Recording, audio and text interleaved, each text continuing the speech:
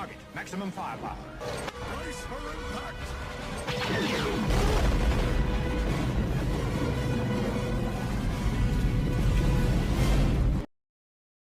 Welcome to the Brace for Impact podcast, where we tell you how to be better at Star Wars Armada. Today we're going to analyze our last battle report and talk about the blue objective cards. So our last battle was episode 10, Hydian Way Patrol Group versus Strike Blitz Fleet. So what did you think of this match? This was one of my favorite matches that we've done. It was just so swingy as to who was going to win. You know, you would have a really good turn, I would have a really good turn. And so my idea of who was winning in the game kept changing very often. Where I think I was doing really well, and then it was just a crazy game. I think I really liked it. Yeah, I didn't really I think turn 3 was the first time I thought I was winning, and then I immediately felt like I was losing until the end of turn 5 when I was thinking I was going to win again. It was really wild. Yeah, really fun game. The objective I think was most wanted, which didn't. Yeah, so let's break it down from there. So the objective and setup, we had most wanted, fighter ambush, and Solar Corona? Was it Solar Corona that you picked? I thought it was superior positions. Were they my objectives? No, they were my objectives. I thought I had superior positions in there. Because I hate Solar Corona. I would never put that in there. I looked at the cards on the table, and I'm pretty sure one was Solar Corona, but I could be wrong. But yeah, we ended up playing most wanted, and the reason I picked. So why did you pick that over the fighter ambush and Solar Corona? Well, Solar Corona makes me, or not Solar Corona, but either one of those, right? Because it's not. They're the same, but they're not, because I have so many squadrons. Right, but they're the same in that they make me deploy everything first, which I do not want to do against a Sloan list. And then the other one being fighter ambush. I actually debated fighter ambush versus most wanted for a long time, because it would help you in deployment. Fighter ambush gives me a big deployment advantage because you can't deploy your fighters until later. And I thought, that might be quite swell for me. However, it would mean that your Sloan fighters are on me round 1, you know? And I think a lot of this game was me holding off or avoiding or skirting as much of the Sloan fighter ball as I can. I effectively flew around the squadrons, sniped the victory, and then sniped the Quasar, and the game ended. If the fighters had more time to jump my ships, I don't think that I would have won that game if it was fighter ambush. Yeah, I mean, when you put it like that, you did exactly that. You basically had your distraction ball of X-Wings to intercept the Sloan fleet. Obviously they got destroyed. They lasted less time than I thought they would, actually. They performed worse than I was hoping for. Yeah, for sure. But it's a fully kitted out Sloan interceptor squadron. I don't understand what stands up to that. 60, 70 points of squadrons can't even do anything against that. It just gets completely slapped. I could have done it more effectively, though. I think Jan wasn't really using her braces to save the X-Wings. I will say that Biggs was super cool spreading the damage around, but I had one of the X-Wings not close enough to share the damage, so he ended up actually surviving most of the game while the rest of them were all wiped out. Part of me wonders if just pulling them back and having them stay closer to my ships was the better move, or what I did end up doing, which was basically engage the Sloan ball before they reach my ships, was the better move. Hard to say, but I did what I did. Yeah, I think if you had a ship where your squadron ball was, I think that would have been worse. Yep. Because then you lose the activation advantage and everything. if I had a ship with 2 flak dice, I might have been more brave about approaching the Sloan Ball. And that's kind of why the GR75, if you look at like end of round 1, end of round 2, end of round 3, it's trying to stay between the Sloan Ball and the rest of the fleet because it's got the most. That's something you're really good at doing that I just don't have down yet. Is you're really good at screening with your GR75s. Yeah, to block any kind of approach from your. It's the best flacker ships. I've got, and if it dies, like it dies, right? Like it's not like that many points. So the match proceeded from there, and I kind of swung around, got the luckiest crit of my life to comms noise down a victory, going speed 1 to speed 0, and then deleted it. Basically that same turn, I think that was all turn 3. The victory was able to take out one of my unfortunately flagship and the GR75. The rest of my fleet. You mean MC30? The flagship and the MC70 or the GR75. Yeah. So then I fly around and I get admonition up the Quasar's ass at the beginning of round 6 and double arc it for the double APT win. Mm-hmm. Which is obnoxious. Yeah, for sure it was obnoxious. Yeah, I mean, like, I had a really lucky game for sure, and I think, it was a blast. That game was really fun. Yeah, that was really fun. So for one of the comments that we had, I can't see it. Did they, like, delete their comment or something? It's on Discord. Because I know that... Oh, it's on Discord. Okay. One of the comments for the video was the target priority for round 3. Yeah, so the feedback was basically like, like 50-something minutes into the video, right? We're in round 3, and your Victory Star Destroyer has a lot of targets. It's got my flagship in the rear arc. It's got admonition in the front arc at black range, and it's got a GR75 in the front arc at, I believe, blue range. It may have even been red, but you had decaps, I think. Yeah. Well, I still had disposable capacitors, so I had admonition in the rear, or admonition in the front, foresight in the rear, GR75, and a CR90, or like 2 CR90s in the front that I think were all in range. Yeah. So you could have attacked anything, and what you decided to do was first shot to the flagship, and it just got the deed done, which removed my admiral from the table, Mon Mothma, so my evades suddenly got worse. And then you attacked and deleted the GR75, and I guess the feedback was, hey, why not try to take out admonition, because it's the last threat on the board. Yeah. What are your thoughts on that? And I mean, the thing with that is I just couldn't kill admonition. That was it. Like I can sink a shot into admonition and it not die, because there's no way I'm going to kill a full health with full ready defense tokens admonition that can cancel dice. Like, it just can't happen.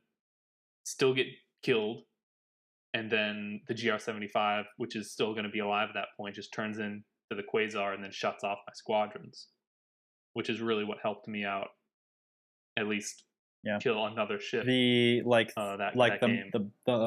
a really good roll out of the front arc of your Victory, because it rolled, 7 dice because it had Spinal, would be probably about 7 or 8 damage. I mean, at like the right, that's end. Like a really good roll, right? But with admonition, I'll use an evade, cancel any double hits. Cancel a double hit, so now it's 6 damage, and then I redirect it, right? And I take the front arc and the side arc lose their shields, and then that's it. Yeah. So I mean, unlikely to get 2 accuracies, so there's no way you're preventing the redirect. There's no XI7, so 6 damage is going on shields no matter what, right? Yeah. It's possible, like, you could have done more than that, but I guess the idea was that combined with later in the game, in round, I think, 4 and 5, most of your squadrons go after the CR90s because admonition is full health and has all its tokens, because the Victory didn't shoot at it, so it's still is around as this threat that's not hurt.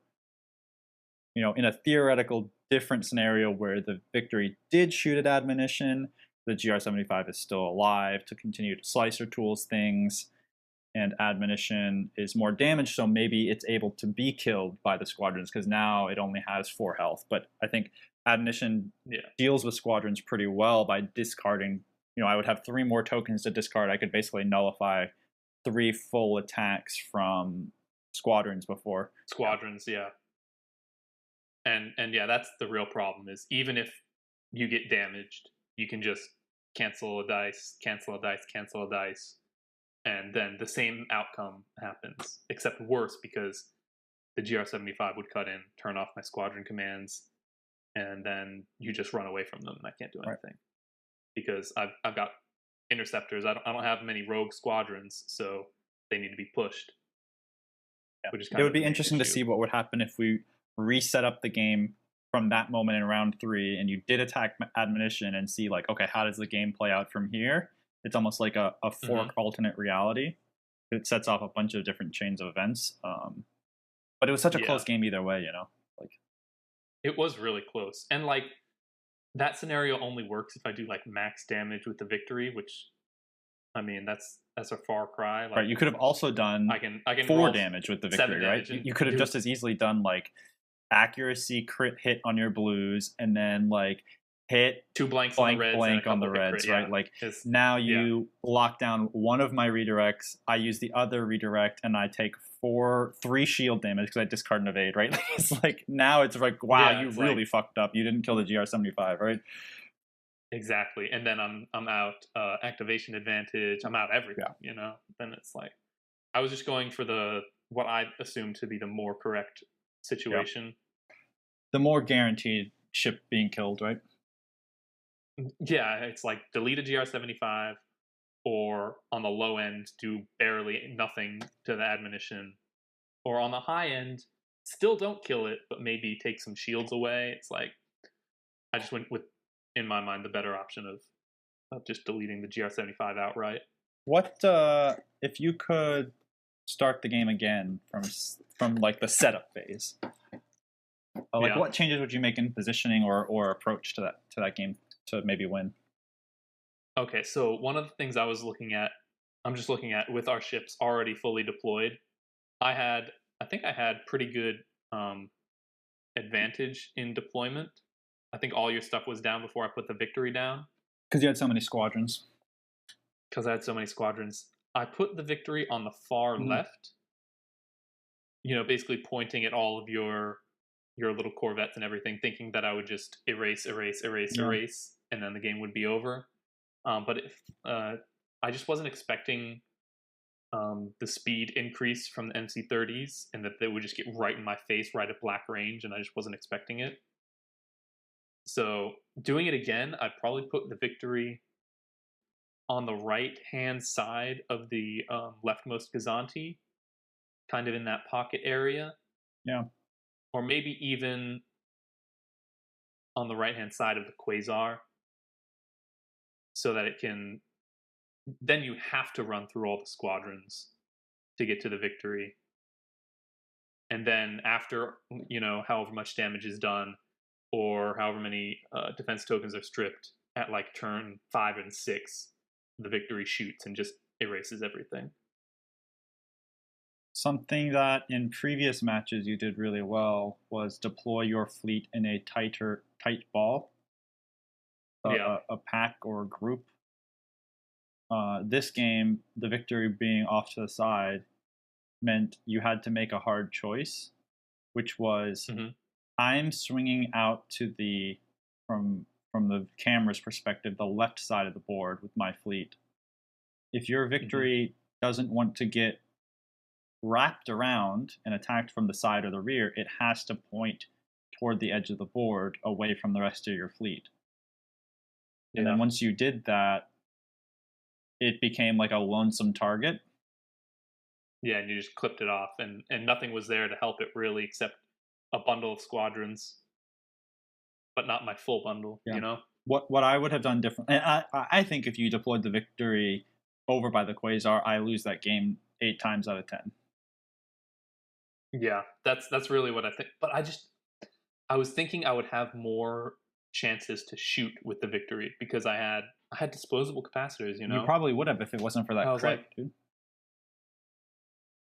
yeah, that crit really fucked And me also, up. I did make when I decided to go speed 4 on my MC30s and charge into your victory, in my head I was like, I'm gonna lose this game, but I'm gonna kill the victory, right? And that's why I made that decision. Was like, I'm racing these squadrons. They're tearing my shit apart. I need to go as fast as possible. I can't slow roll it over to the victory, let him get his squadron ball all on top of me, remove all of my defense tokens, and then have the victory go, gat, gat, gat, gat, right? I think that's what saved you the game was doing that, because I wasn't expecting you to do that. It felt like you were slow rolling it, and then you just came charging in, and you went from red range to black range, and I was like, holy shit. The only thing I would have done differently was when I activated the MC30s on, I think, round 2, I activated my flagship before your victory, so it took an unnecessary shot at close range. I could have just activated Admo and then Foresight, and I probably would have had a double arc, and I probably wouldn't have taken any damage on the flagship, so that it probably would have survived the shot on the next round from your rear arc. Yeah, that's true. And then you would have absolutely trashed me. Yeah, because he was also set up to get to the Quasar on round 5 instead of on round 6. So, that was a screw up that brought the game kind of like, it almost made up for the crit that I got that was really lucky. Yeah, I agree. Cool. That was a fun game. You want to move on to our blue card objective review? Yes. Awesome. So we're going to go over all of the blue objective cards, and we'll start with the core set objectives. Mm-hmm. And kind of analyze, like, how are they competitively? How do they help you win? What kind of fleets should you bring if you're kitting out this specific objective card? And maybe how fun they are. And then we'll give them like a letter grade rating on like how much we like that card. Yeah. So we'll start with Dangerous Territory. One of the core set objectives. Obstacles must be placed in the setup area beyond distance 5 of both players' edges. And you put an objective token on each obstacle. And then throughout the game, if a ship lands on an obstacle, you can remove the objective token and get a 15-point victory token. The second player also has the effect of like obstacles don't negatively impact their ships. Which is really good. Yeah. It's true. What do you think of this? Oh, I got there first. You got there first. What do I think of this one? I don't like Dangerous Territory much as an objective, as a blue objective. I think there's just fundamentally better objectives than it to take. In terms of like trying to win the game? In terms of trying to win the game, yeah. Dangerous Territory, like the maximum amount of victory points that you can get is 90. But realistically, the amount you'll get is like 30 or 45, you know? Because you place 3, I place 3. So I'll place 3 where I can get them, you'll place 3 where you can get them. And it kind of evens out along the course of the game, you know? Dangerous Territory is a classic example of like a core set objective card that was very conservative in its design. It's like, hey, people that are new to this game, here's a safe objective card that's really easy to understand and doesn't have a huge impact on the battlefield, right? Yeah. The problem with it that I have is it gives too much decision-making potential to the first player, and the whole point of these objective cards is to make up for the fact that you're not first player. Yeah, for sure. So first player being allowed to place 3 of the obstacles for me is almost like a no-go on this, because if I'm second player, I'm going to put 3 obstacles near my ships where I think I'm going to deploy them, and first player is going to deploy 3 obstacles near where he wants to deploy his ships, so he can get some points. Now, you know, depending on first player's list, they're probably not picking this card if they have, you know, really large ships or ships with low hull, and you know they don't want to jump on on these rocks and get these crits and that kind of thing. Or first player has an interdictor and definitely wants to pick this, and then now they're happy that you put this in your list, right? So they just move all the obstacles everywhere, and that's a nice. It just gives too much decision making to first player, and at the most, at your best case scenario, right? Like you just get like 45 points. Okay, great. Yeah, it's just so neutral because it's like if you both are playing well, then it's like it just evens out, and then it's okay. The one thing I'll say for Dangerous Territory is it's pretty good for Superstar Destroyer lists because, I mean, that thing has a fat ass. You can set it up so you can grab 3 on turn 1, right? Yeah, you can set it up to where you can grab 3, and then you just don't have to worry about maneuvering, really. Yep. And like landing on 2 different obstacles when you're turning with an SSD is pretty nightmarish. So just having no effect is really good. Yeah. I also find it kind of, I mean, yeah, it's not fun, particularly because it doesn't do much to the game. Mm-hmm. And it's not competitively super helpful very often, right? Dangerous Territory, you pick this objective if you've not played the game very much yet. Yeah. And in that case, it's fine, so I give it a C. I agree. It's like a C. It's just... It's all right. It gives you. It does give second player a benefit of not having to worry about the asteroid or debris field effects. But it's such a minor thing, and you can't really build a fleet around Dangerous Territory. Really, it's just a C. Yeah. Move on. Move on. Intel Sweep. So you place your obstacles, and then players alternate placing 5 objective tokens in the setup area. They must be placed kind of distance 5 from the edges, distance 3 from another objective token, and then each player chooses one of their ships to be an objective ship. Mm-hmm. And then when your objective ship reveals a command dial, you can remove an objective token at distance 1, and then you kind of remove it and you get a victory token, and whoever has the most of these objective tokens at the end of the game gets 75 points. What do you think about this one? This one seems kind of similar to Dangerous Territory, and where you're going around the map trying to pick up right. The objective tokens aren't on the obstacles; they're off of the obstacles, and you don't get points for each one. You get points for having the most. Yes. Right? It's like that's the other interesting thing is only one ship is allowed to pick up tokens. Yes. So if that ship dies, then you don't get any more. Yeah. Right. And beyond distance 5 means like in the very middle sliver of the board. So it's going to be where the action is. You can't put them off to the side. I don't like this objective very much. But there are cases where it can be good. Like if you have strategic squadrons and you can just pluck away all the objective tokens from the center of the board, and then you can get 3. All you need is 3, because there's only 5. You pick up 3, and then you've got a 75-point swing. Pretty all right. It's just boring, and there's this disadvantage of telegraphing what your ships are doing, which I don't like. Like by placing the objective, or assigning an objective ship, they know that it's going to go after objective tokens. So they know where it's going to be. They know where it's going to be. I don't like those kinds of objectives that telegraph like what I'm trying to do. You know, like where my ships are going or what they're doing. You know. What I will say is, this is better in terms of creativity and fun factor and competitive viability in most aspects than Dangerous Territory, right? Yeah. It's more creative and fun in that, hey, you have this one objective ship that has to be the one that picks them up. That gives you a lot more thought about, okay, what kind of ship do I want to be? The objective ship? Do I want it to be a fast ship? Do I want it to be a sturdy ship? How do I want to lay out my route for it? Because I want to make sure, hey, I'm second player. I'm putting 3 tokens. I better make sure that I'm lining this up so that 1, 2, by the end of the 3rd round, I've got all 3 of them, right? Yeah.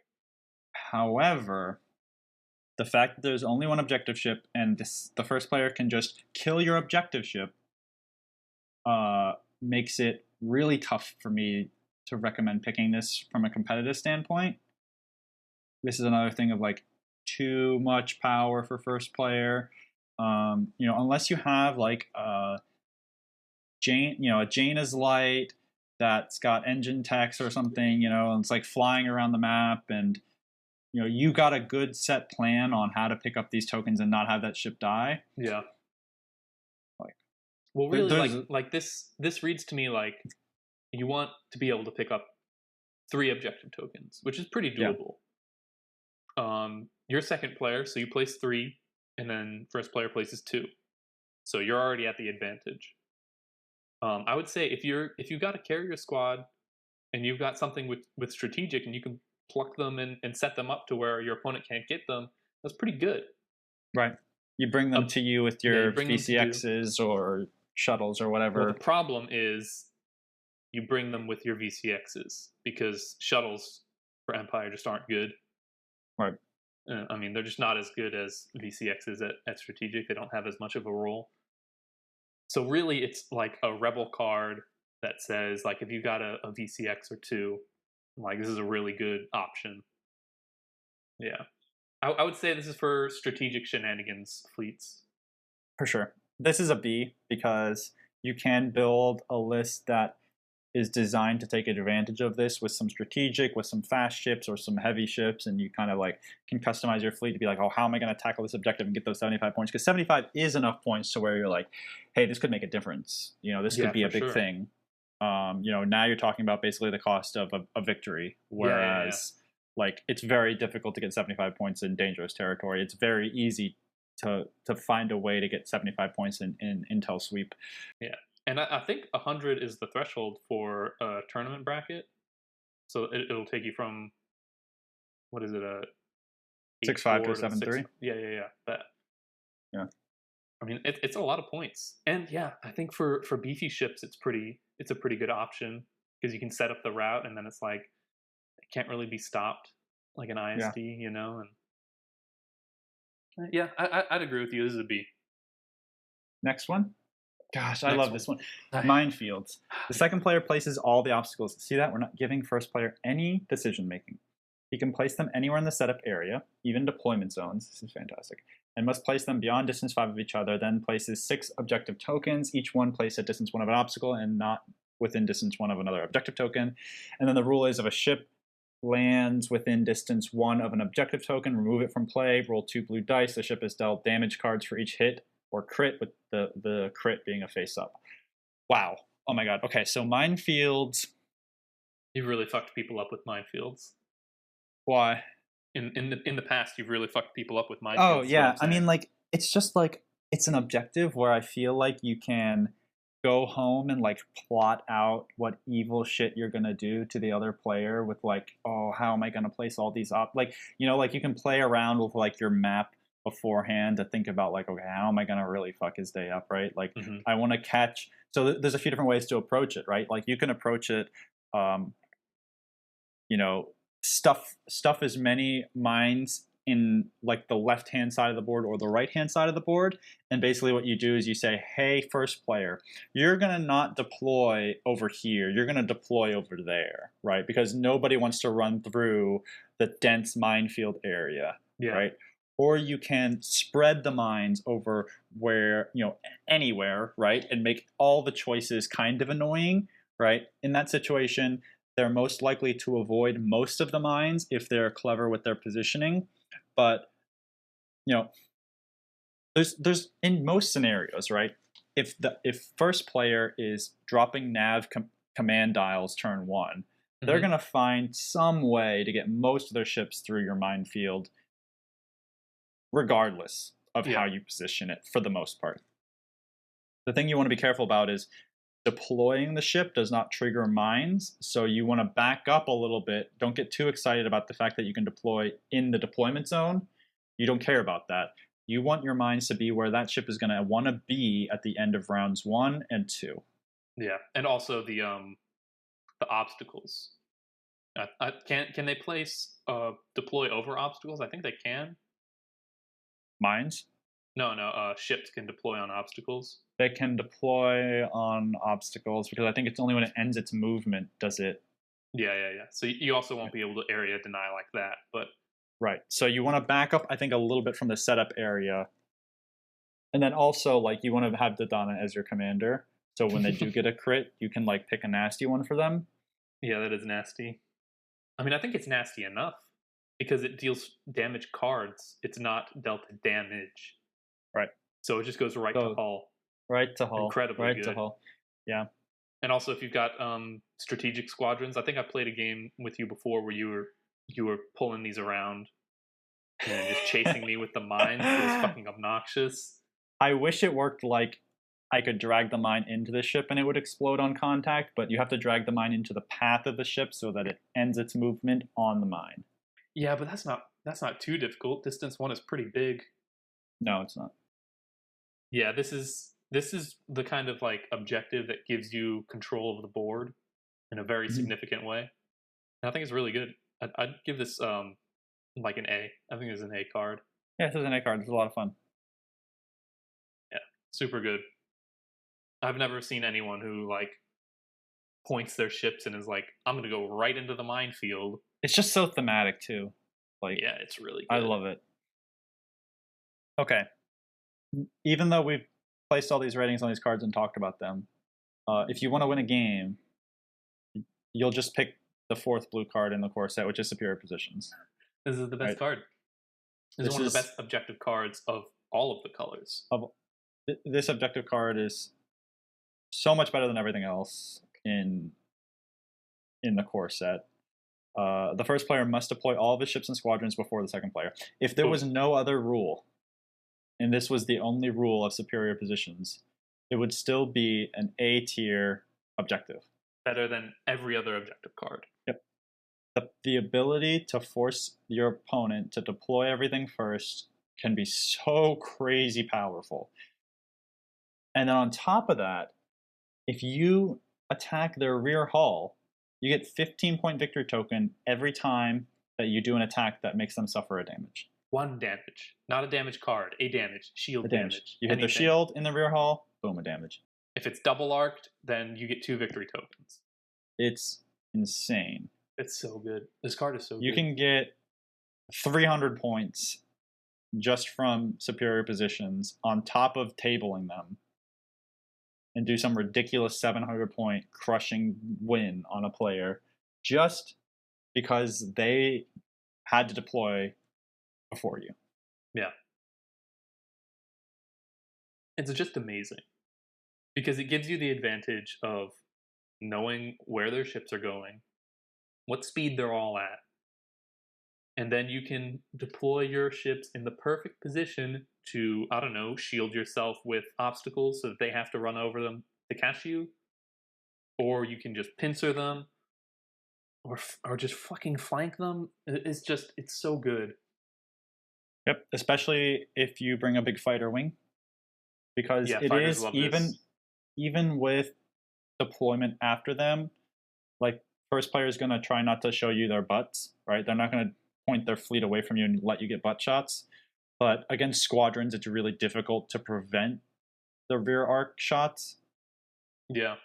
Like, you basically, now that we're talking about the blue objectives, we talked about all of them, right? So your carrier fleet, if you don't know what to take for your carrier fleet, you take fighter, ambush, precision strike, and superior positions, right? And that's like, boom. That's it. Boom. Now what do they pick? They'll probably pick fighter ambush because of the deployment advantage, but you'll still have a great time.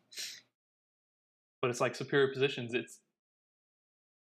There's arguments to just farm tokens. Like if you've got an ISD, it's got 0 shields on the front and full shields on the back.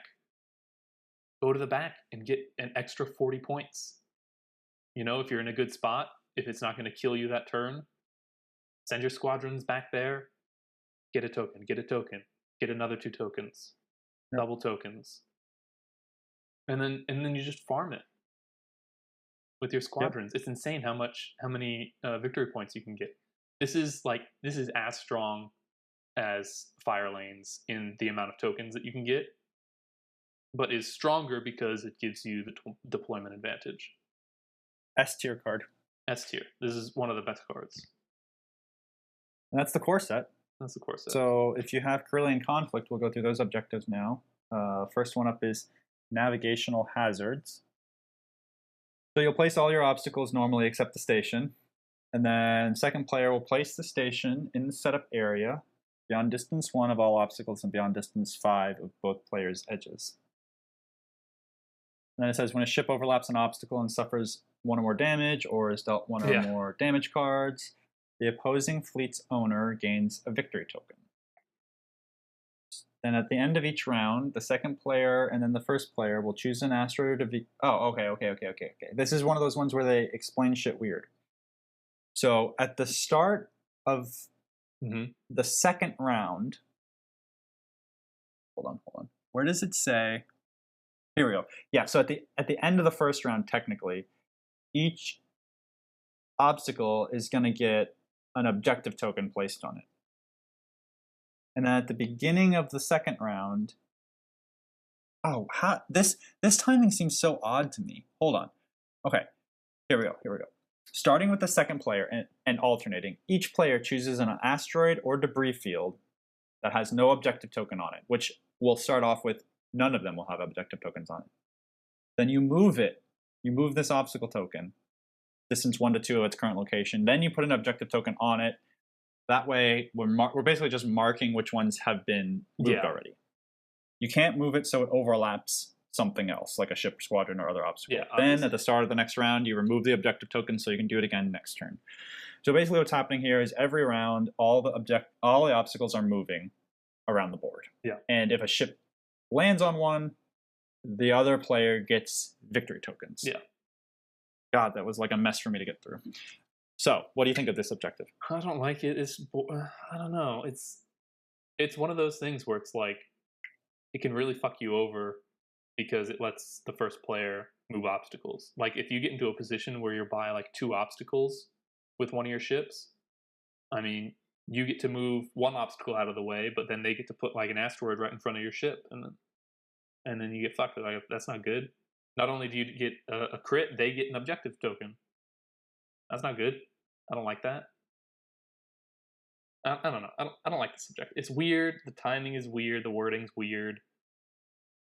There's really nothing I can do to get objective tokens like guaranteed, because if I go up against like a fleet that has, let's say, a bunch of small ships, they can just dial in nav and then run over the obstacle and then not land on it, if they're that maneuverable.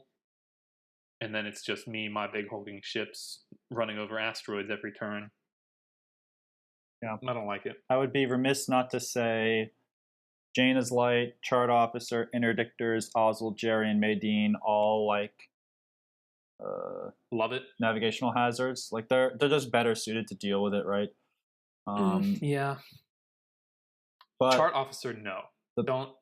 No one runs Chart Officer, dude. That's not even a card I've ever seen. I'm just saying that it's good for this objective.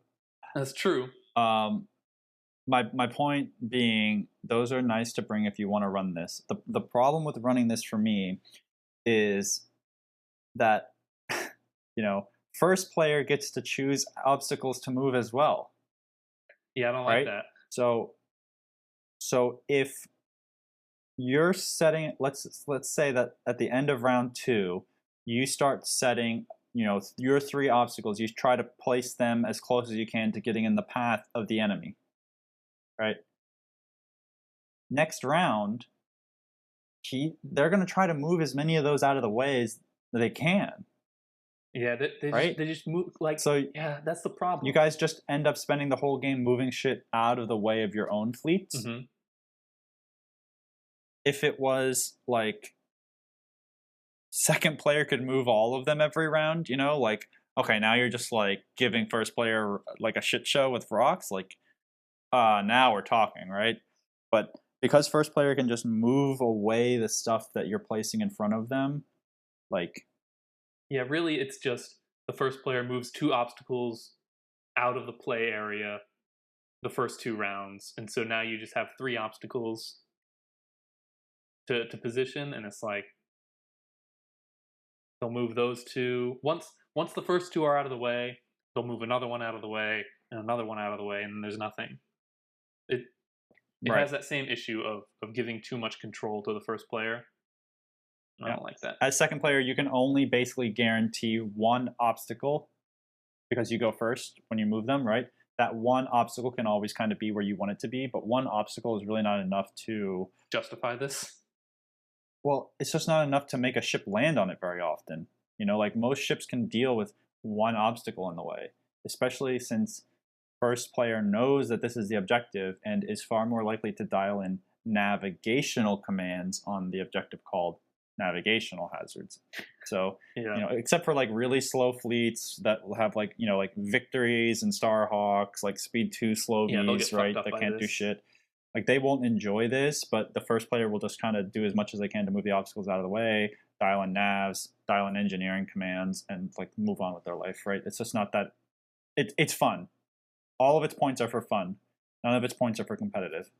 You know, like this is a C, but if it wasn't like for the fun of like trying to move rocks around the board every turn, it would be a D. Yeah, I agree. D. Let's go on to the next Salvage run. The second player places the station in the center of the play area. Then the players will place the rest of the obstacles, starting with the second player, and you add 2 dust field obstacles at distance 1 to 5 of the station. So this has a lot of obstacles on it. After you place obstacles, the second player will place 4 objective tokens in the setup area. It must be at distance 1 of the station and beyond distance 1 of all other objective tokens. So basically the station is surrounded by 4 objective tokens and surrounded by 2 dust fields, and then the rest of the obstacles are somewhere around the board, right? After deploying fleets, all the second player's ships get a nav token. Pretty cool. That's becoming better in Armada 1.5.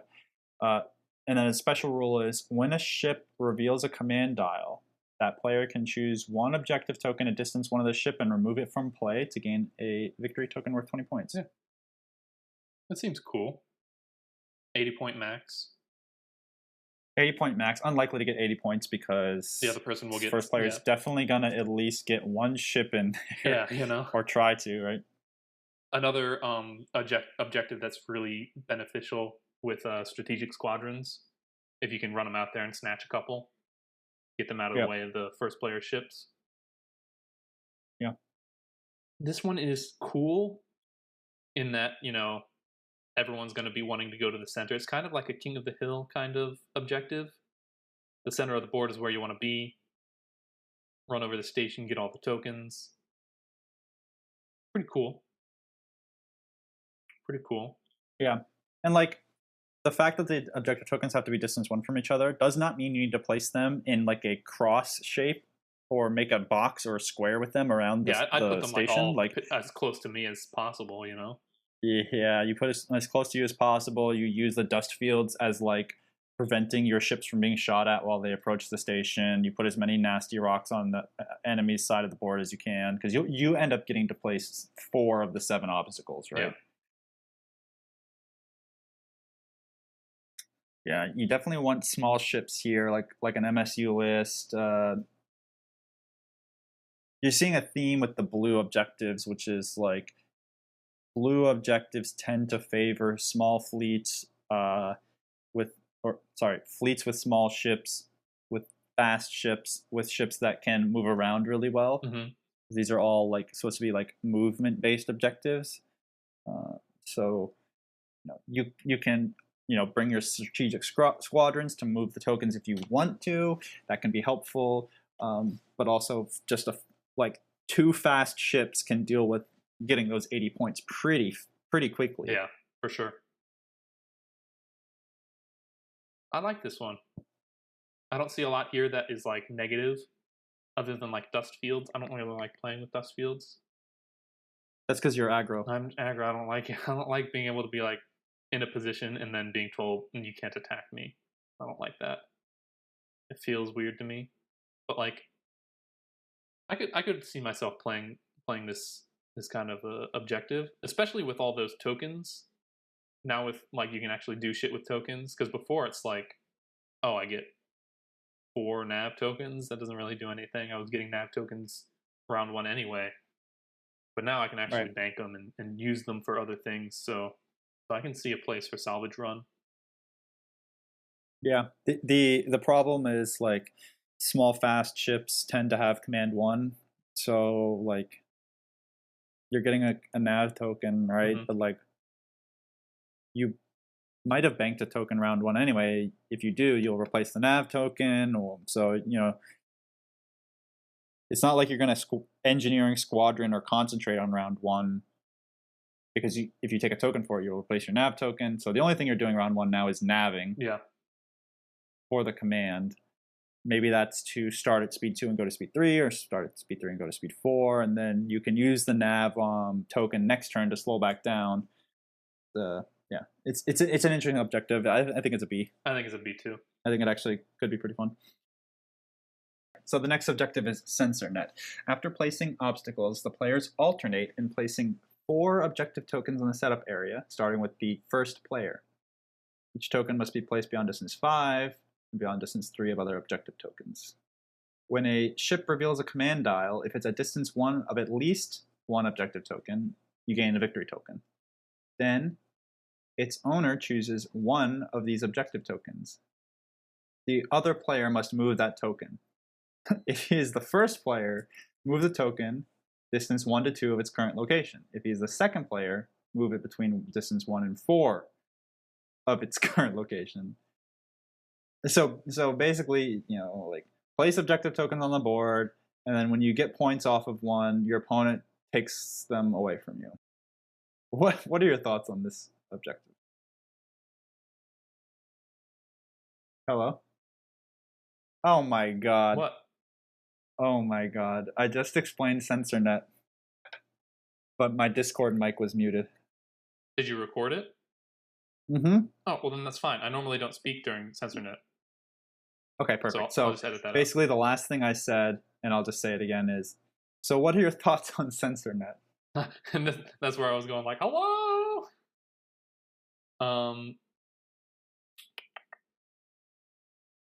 Well, shit, now I gotta read it.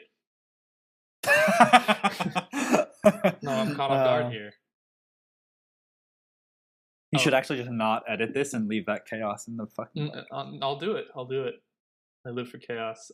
This is the one where there's the objective tokens, but you pick it up, and then the opponent moves it. But if it's the second player, they move it more. Yeah. I hate this objective. This objective is dog shit. Why is it dog shit? First off, the players alternate placing a total of 4 objective tokens in the setup area, which means you get 2, I get 2. Yeah. Not good. I don't like being even with the first player. Yeah. I mean, there's a benefit for first player moving them distance 1 to 4, but that means that the first player starts the game with 30 points. Fair? And then they get to move my tokens too, distance 1 to 2.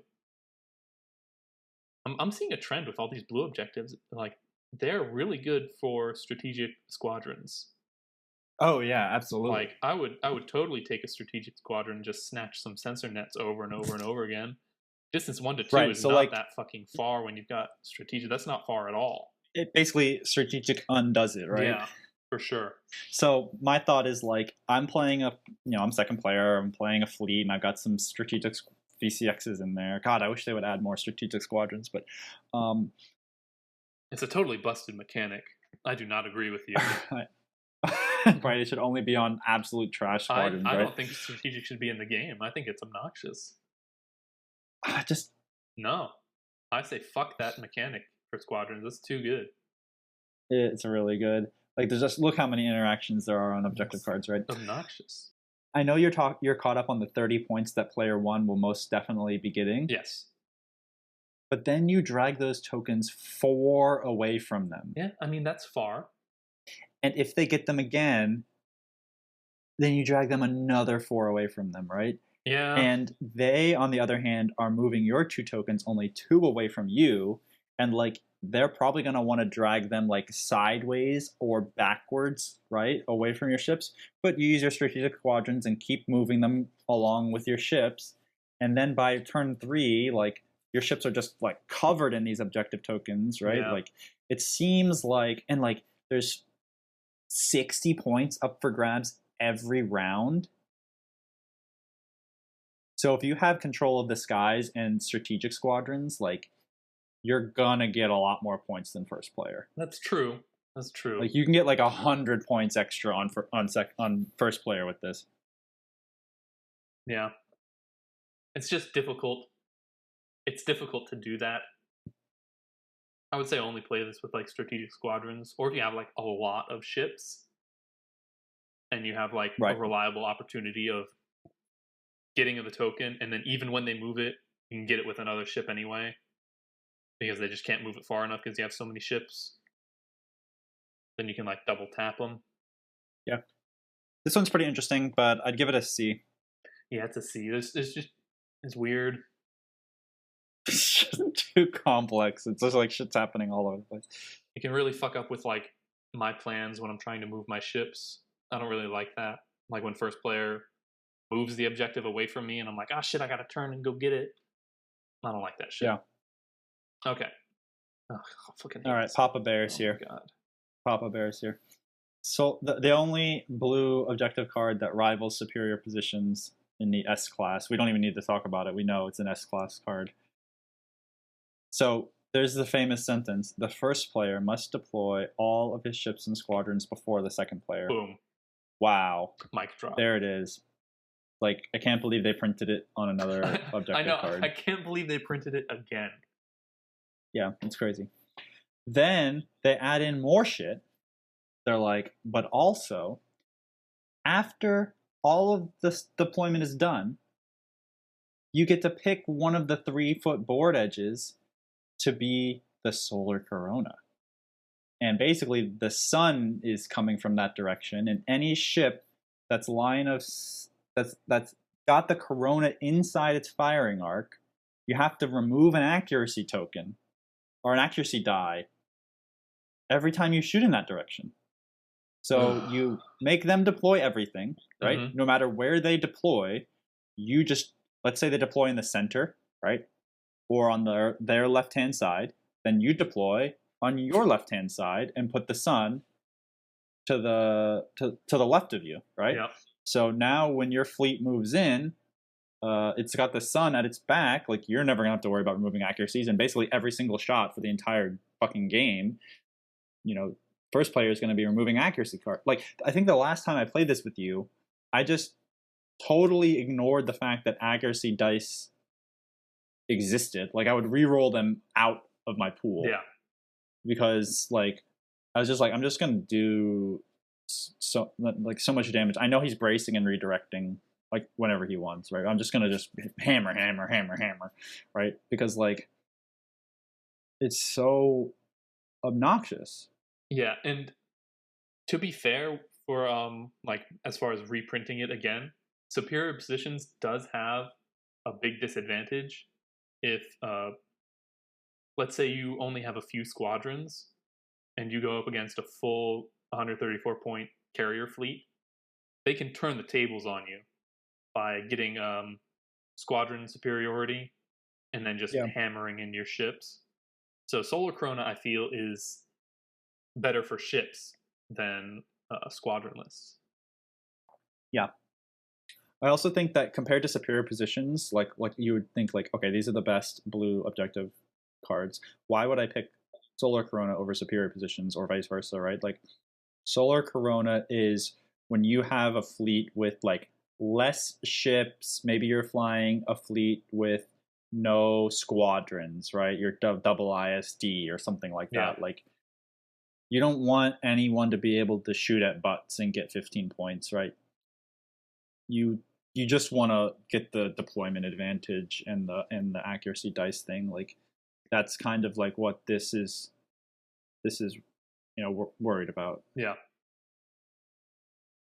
It's really good. I just hate this card. Yeah. I hate now something to keep in mind is, like, Solar Corona only triggers at that specific time, right? While you attack, before you resolve any attack effect. So if you re-roll a die and get an accuracy or H9 an accuracy or whatever, like, you can keep that accuracy. Mm-hmm. It's not like a permanent, like no accuracies can be generated. It's just in the initial roll. Oh, so like before you reroll, you have to remove an accuracy icon? Before any attack effects, yeah. Before, I think even before concentrate fire, because you can choose that after you roll. Yeah. And that's an attack effect, right? So yeah, it's just you roll your dice. If there are any accuracies, take it out, take one out, And then do right? all And the then you can, yeah, all the bonuses, and rerolls, and that. it removes that die, right? So Yeah, like if you roll an it's accuracy, fucking gone. you can't re-roll that accuracy. It's out. So yeah, Yeah, my keep that in mind. problem with Solar Corona is it always goes the same way. Because same thing with superior positions. The way to counter Solar Corona, if you're first player, I mean, the most that you can do is deploy in the center. That's the best thing that you can do. Yep. What ends up happening is someone will deploy as close to the Corona as they can, because that's the smart thing to do, and first player will deploy in the center. And what ends up happening is you just kind of kite around each other in this weird circle loop, and then the game's over and it's like a 6-5. I think every Solar Corona game I've played has been like a 6-5, going one way or the other. But it's like, I can't smash with this card. It doesn't let me smash. And all you want to do is smash. Yeah, all I want to do is smash. Like, I never win hard with Solar Corona. I get that it gives a huge advantage to the second player because you got the Corona at your back. They're not accuracying anything. And the deployment. And deployment, and it's like really good, but it makes everyone play super cagey. For sure. Not good for me. But this is like an S tier card. I will just never pick this card if I'm first player. You know? Yeah, for sure. Just because I hate playing it. Not because I think it would be bad or I couldn't win with it, but I just hate it. I hate it. Okay. Rebellion in the Rim objectives now? Yeah, some of these are actually pretty fun. Doomed Station. The second player places the gravity rift in the center of the setup area. Then, starting with the first player, the players alternate placing the remaining obstacles, excluding the station. Then the second player places the station in the setup area beyond distance 1 of all obstacles and beyond distance 5 of both players' edges. Right, so there's a gravity rift in the center, there's a bunch of obstacles on the board, and then there's a station. Yeah. Cool. Starting with the second player and alternating, each player, this is at the end of every round. So at the end of every round, each player chooses an obstacle and moves it toward the gravity rift, and then puts an objective token on it, back and forth, back and forth, back and forth. If an obstacle touches the gravity rift, boom, it's sucked into the black hole, it's gone. After all the obstacles are moved, each player sums up the command values of their ships at distance 1 of the station. And the player with the highest total gains a 20-point victory token. This repeats every round. Yeah. This is contested outpost, but the outpost is being dragged into a black hole in the center of the map. Yep.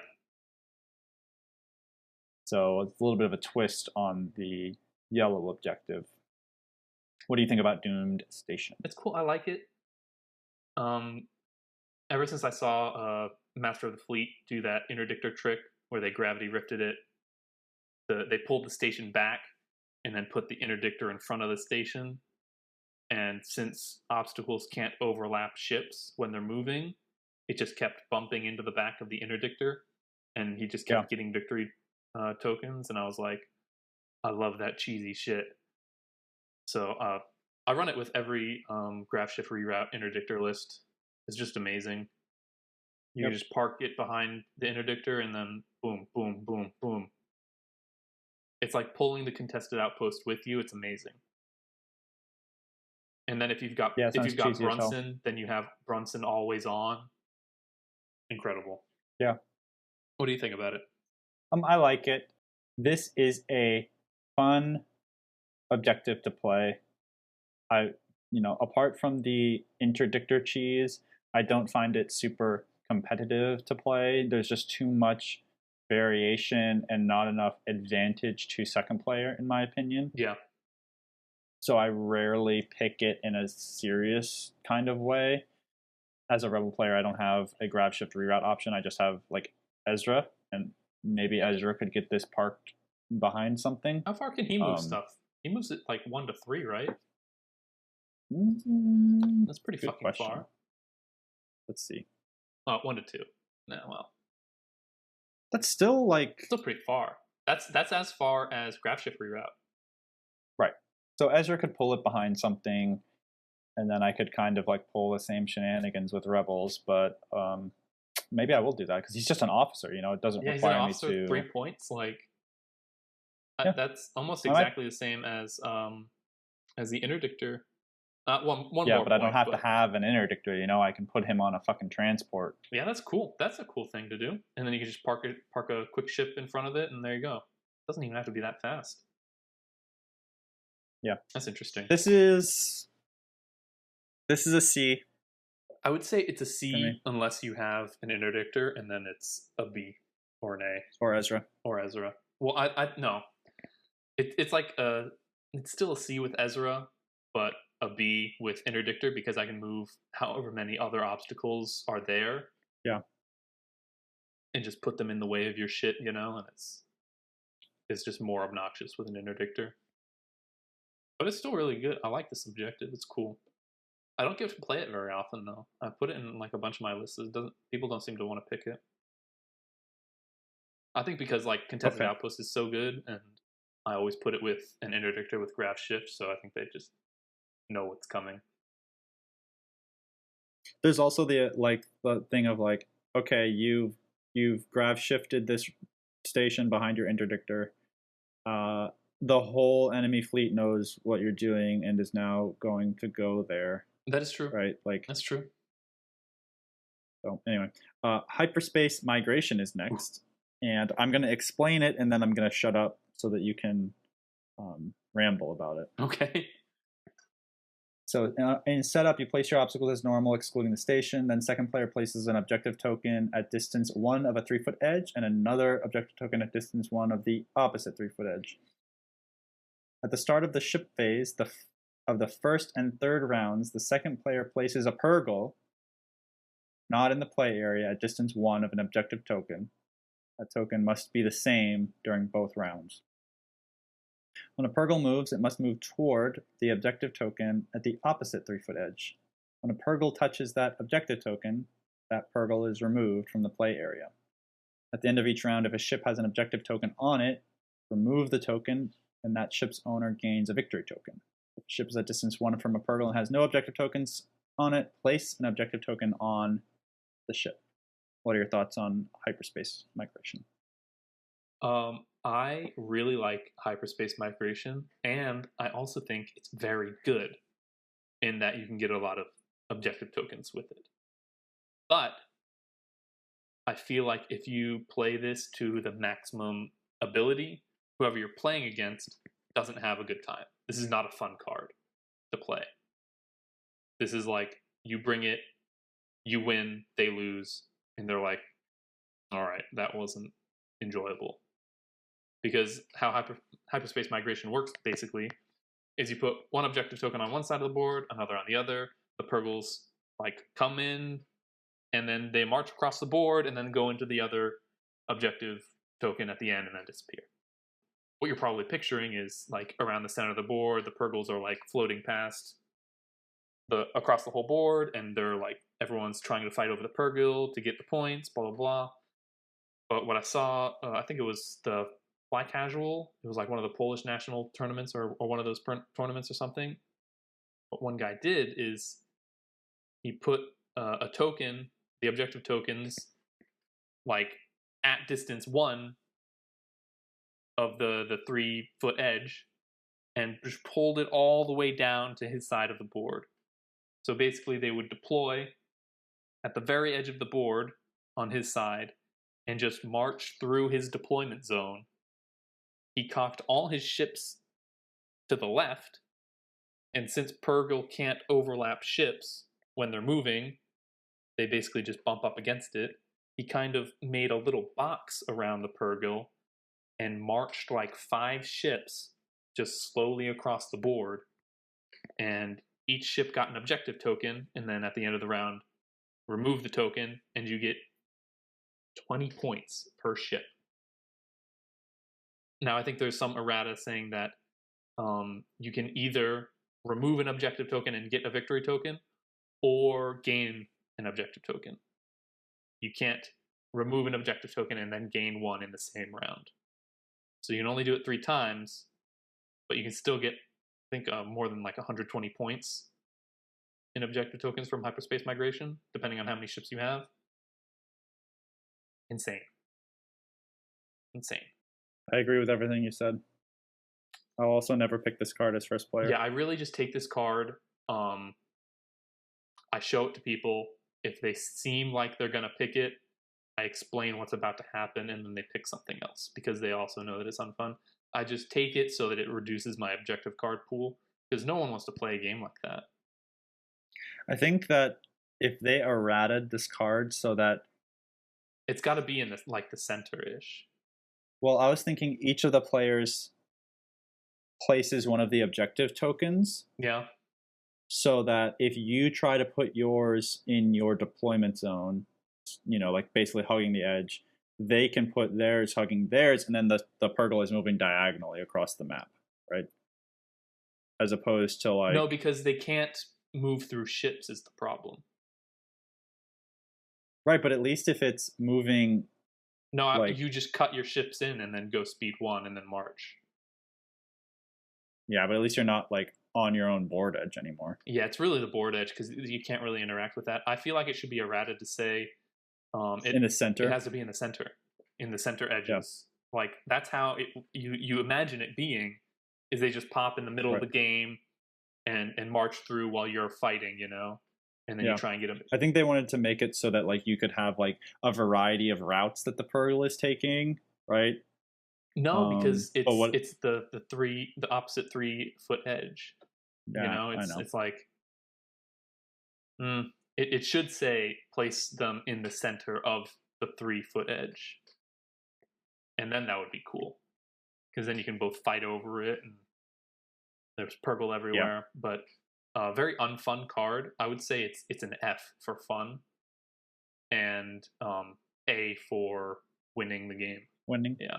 So a C? I mean, overall C, but I mean, what are we talking about? We're talking about winning games. I would, like, if you have 4 ships, this is like an amazing card. Oh. Yep. But, yeah. All right. Infested Fields. So for Infested Fields, you'll place your obstacles as normal, excluding the station, and then after placing obstacles, place an objective token on each obstacle. The second player places the 2 Exogorth obstacles, each touching a different obstacle. And the special rule is when a ship or squadron overlaps an obstacle, that ship or squadron's owner may remove the objective token to gain a 15-point victory token. And then at the start of the squadron phase, after the Exogorths perform attacks, because they perform their attacks at the start of the squadron phase, you remove each Exogorth from the play area. Then the second player moves the obstacle each Exogorth was touching to within 1 to 2 of its current location. At the end of the round, for each Exogorth obstacle not in the play area, the second player chooses an obstacle and places 1 Exogorth touching that obstacle. Yep. So essentially what's happening here is there are 2 Exogorths on one, two different obstacles, right? They shoot, and then they go away, and then pop. And then at the end of the round, the second player can put them on,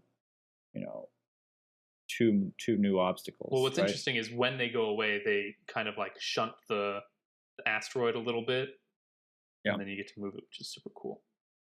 And like you want to go near the obstacles for the victory tokens, but you don't because an Exogorth might be there, right? Like, yeah, it's interesting objective card. What do you think about it? I really like this objective card when I have a list with a bunch of squadrons, because you don't want to run over the obstacles or Exogorth obstacles with your ships, because then it'll get fucked up. It's good if I have like a squadron ball, but I'm also kind of worried about the opponent having squadrons because the Exogorths can kind of help fuck them up a little bit. It's good. I like this one. It's fun. You can get a bunch of victory tokens like really early on in the game. That's great. Yeah, and this one I think is very interesting because the second player is the only one moving the obstacles and placing the Exogorths. Yeah, it's right? really good. First player gets nothing here. And right? also there's no station, so it's uneven. Yeah. So the first player gets 2 obstacles, but the second player gets 3, so you're at an advantage there. And you have 2 Exogorths, so you put the 2 Exogorths on their obstacles. So if they land there, then you attack them with the Exogorth. Boom. On top of that, every round you get to move 2 obstacles, distance 1 to 2, and place 2 more obstacles, being the Exogorths again. Right? Yeah. So you have a lot of options to really screw with ships. Remember to place them so that the ship next round lands on it, not where the ship is bumped up against it right now. That doesn't do anything. This one is super fun. I think it's super good. This, and there's a trend here with all the blue objectives. Big, fat, slow fleets with low squadron counts are bad at blue objectives. This holds true here as well.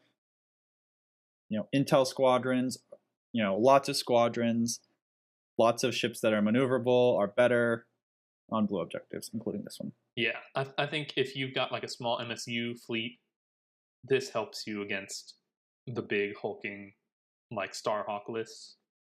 You can just push the obstacles in front of them. They're landing on 2 obstacles a turn. They're getting fucked up. That's great. Do you know what? I know we're not talking about Clone Wars yet, but hyperspace rings combined with this is really good because the squadrons can pick up the victory tokens. Yeah, like right away. Wild. Yeah, dude. It's so good. I don't know how this good is that this is a cool objective in that squadrons can directly pick up the victory tokens, right? Yeah, and then you can like move them off so they don't get killed by the Exogorths. But for first player, well, actually for second player, that is really good. Yeah. Like if you're second player, you can just nab those 2 that are really far away. Yeah. That's great. That's awesome. Yeah. I really like that. I'm saying, dude. I'm hype. All right, last one. Oh, wait, what do you... No, stop. What do you rate this one? B. B? Yeah, I agree. Volatile deposits.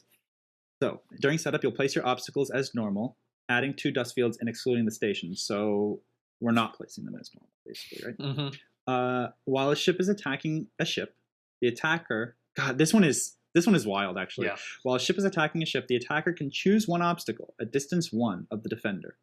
Then resolve a blue critical effect. Blue critical, each ship or squadron at distance 1 of the obstacle suffers a damage equal to half of the total number of crit icons in your attack pool, rounded up.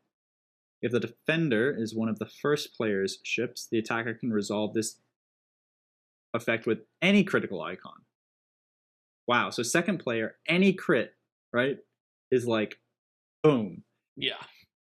At the end of each round, for each asteroid field, each player sums the command values of their ships at distance 1. Then for each asteroid field, the player with the highest total gains 1 victory token. So this is contested outpost but for each asteroid field is its own contested asteroid field, basically, right? And then on top of that, like, if you're close to them, you're also taking the risk of them exploding all over you. Yes, for sure. Because like imagine like I don't know, a 3 red dice Architans, with TRC, right? Getting, as second player, you get 2 red crits, right? And it's like, okay, so now you trigger this critical effect, and every ship at range 1 of the obstacle, not the other ship of the obstacle, right, takes a damage. It's like, if you get 3 crits, it's like, damn, now everyone's taking 2 damage. It's crazy. It is crazy.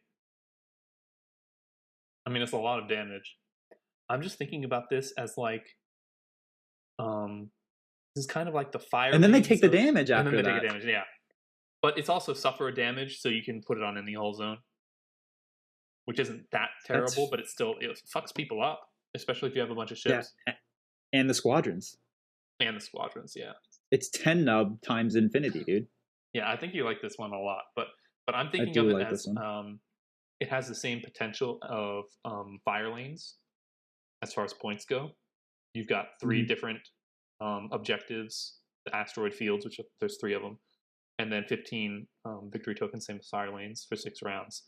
So you can get like an infinity amount of victory points from this. Yeah. The only problem is, I mean, there's 3, so you'll place one, they'll place one, you'll place the second one, so you'll for sure have an advantage on your side of the board. But they'll still be getting victory tokens. Yep. I just keep thinking like if someone isn't really paying attention and you get to like place all 3 asteroid fields because they fuck up and like go for a dust field trying to protect themselves. Yeah. Like, what if you have a Starhawk with like damage control officer and like Ezra in the fleet? Like the Starhawk obviously has the damage control officer, but like a GR-75 has Ezra, and you just march and march and march, and then you pull one of those asteroids with Ezra to like stay close to the Starhawk, and you're just getting 15 around, 15 around, 15, or not 15, you're getting 45 around, 45, 45, 45. Yeah, it's crazy. I mean, that's a lot. With damage control officer, this is viable. For sure. Yeah, damage control officer is so good here, right? Amazingly good. Yeah. I do see the Starhawk, especially because it's 4 command, but I think red dice ships are really good in this scenario. Yeah. Just to like shoot at the opponent, near asteroid fields or other obstacles or whatever, because they're gonna try to go to the asteroid fields, right? So,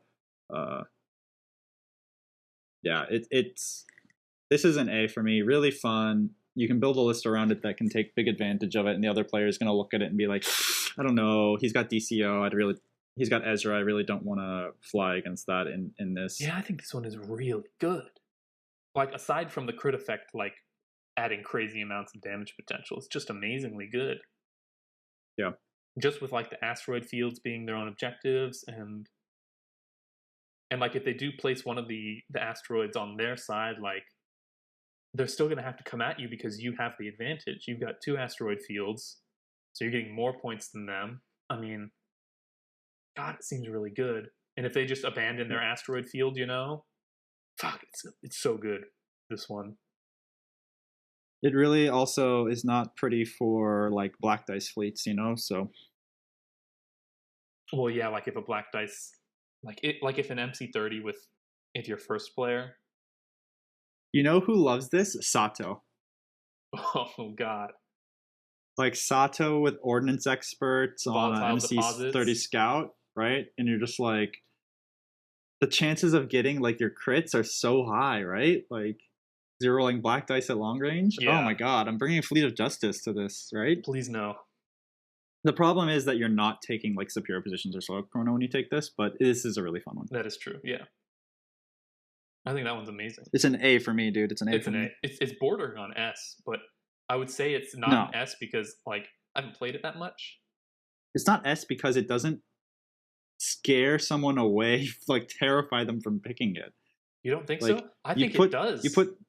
I don't think it does. We just haven't played this one enough, dude. Like the special rule, the setup, the points potential.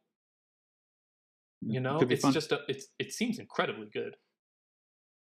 But it doesn't say. See, the first sentence isn't the first player must deploy all ships and squadrons before the second player. Yeah, but Fire Lanes doesn't say that either. And Fire Lanes is an S. But this has. I think Fire Lanes can be abused more than this, though. Because like Ezra and Grav Shift Reroute are a one-time only thing. That's true. Whereas like strategic with Fire Lanes is like infinity points over and over and over. I just think Fire Lanes at all, even if you don't have strategic, is infinity points. It can be, yeah. Yeah. A card. All right. Well, that's our show. That's our show. Thanks for listening. See y'all next time. Oh, next episode is we're gonna do Clone Wars review.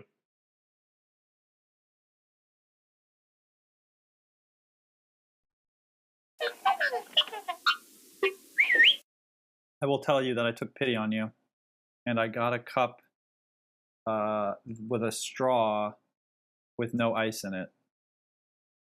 Thank you. So now my water drinking won't be as loud as it was before.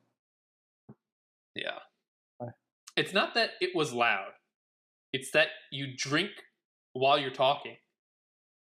And so I can't just erase your water shit. How can I drink while talking? You'll be- Isn't that like some sort of... You'll like be saying something and you're like, and then you like keep going on with your like point. in the middle of a sentence, I'll stop to drink? Mm-hmm. Yeah, I thought that and added tension. it does, but it also is annoying when I'm like trying to have just our voices and you're like with your drink and I'm like, how does it go? Shut up.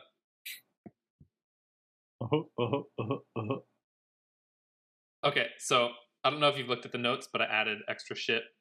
Oh, you son of a bitch.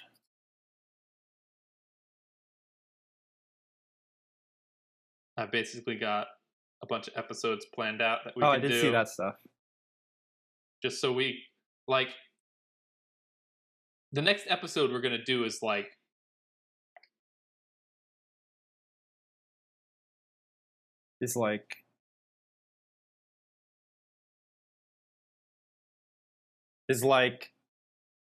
one second.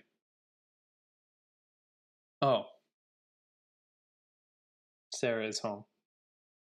She like left a bit ago and then I heard like shit clattering around in the house and I was like, the fuck? Oh, you thought you were dying. I thought I was fucking dying. Yeah. Well, like I heard the faucet like going off and like clattering and shit. So it was either like someone else was in the house or like the sink exploded and was gushing water everywhere. But I'm pretty sure like a robber would not stop to clean dishes. So I mean, they might have been washing their hands before they murdered you. No. Please no.